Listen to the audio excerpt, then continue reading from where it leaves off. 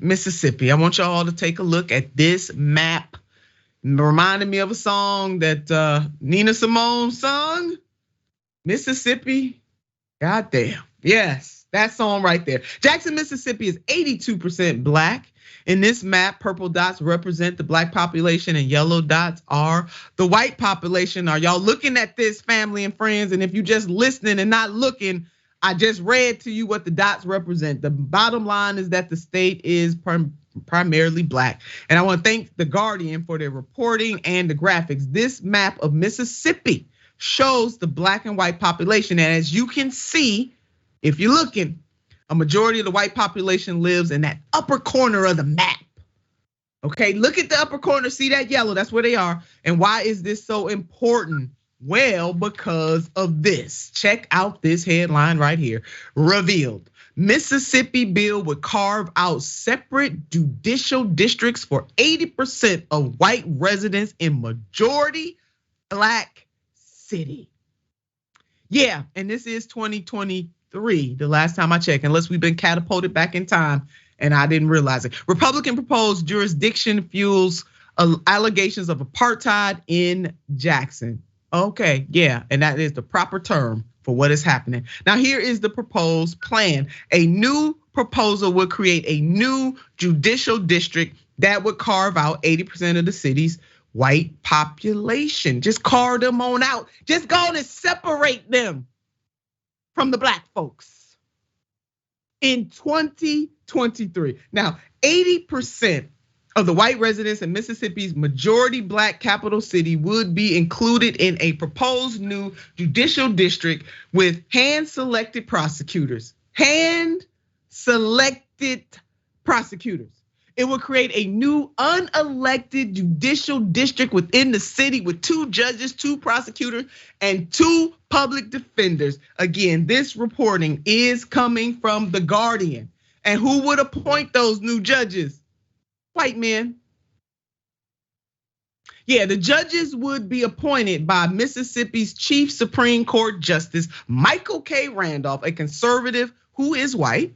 The prosecutors would be appointed by the state attorney general, Lynn Flinch, a white Republican. The district would be policed with an expansion of the Mississippi Capitol Police, whose chief, Bo Luckey, tell him what you know, Bo, is white. In a role appointed by the Mississippi Commissioner of Public Safety, Sean Tyndall, who is white. Now, remember, 82% of the Jackson's residents are black, but the new district would incorporate all of the city's significantly populated white majority neighborhood. Mayor, come on in here right now. Come on in here. I got to throw my papers up in the damn air right now. I got my fire extinguisher right here, right now. And you know what, Mayor, while you talk, I got to get up. I'm getting up. I can't. I just can't with this. They said it's 2023, but I think you might be right. We might be in some kind of time warp because this sounds like black codes all over again. This sounds like it's illegal for black people to testify or hold white people accountable. That's what I'm hearing. What I'm hearing, what's happening here is nothing short of America at its racist best. We have a group of white Republicans at all levels of government being used to undermine black elected leadership, right? We see it. This is, and not only are they undermining black elected leadership, they're undermining the black people, the black voices of this majority black town. Jackson is 82% black. 82% black, but you got these white people creating this super district, super southern district that's benefiting of the white minority at the expense of the black majority. I bet you every perpetrator of the southern strategy is relishing in this legacy. This is ridiculous. They're saying the N-word without saying the N-word, and they're telling black people you have no right to govern white folk regardless of where they live. And if you look at the outline of this map, it looks like a racist combination of Florida and Texas combined together. And what do we have going on in Florida and Texas right now? So I think what we better pay attention to, is how white Republican majorities are controlling and also minimizing black electeds, even as we try to make gains in our political spaces.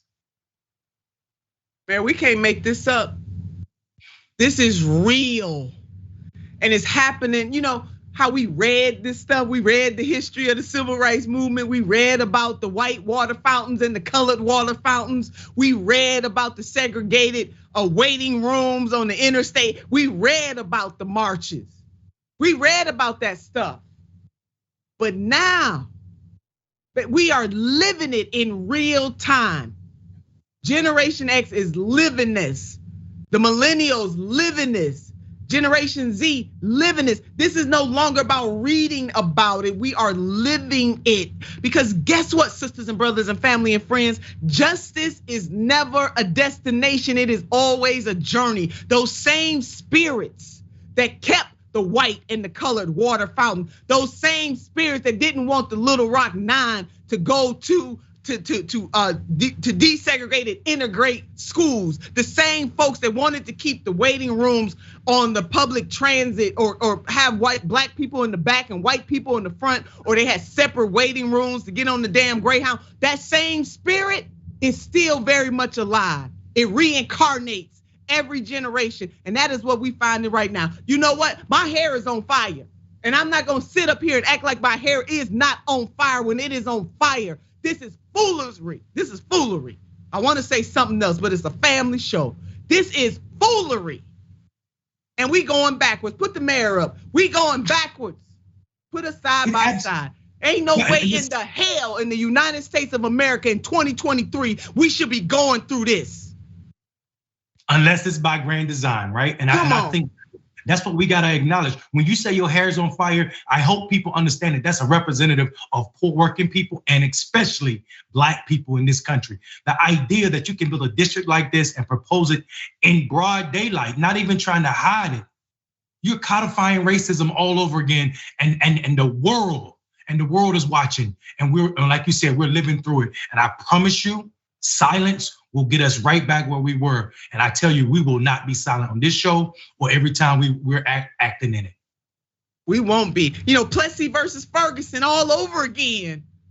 Plessy versus Ferguson, separate but unequal all over again. History can repeat itself. This is Plessy. This is Brown v. Board all over again. It's a whole number of cases, man, we can throw out there. People better wake up. America, wake up.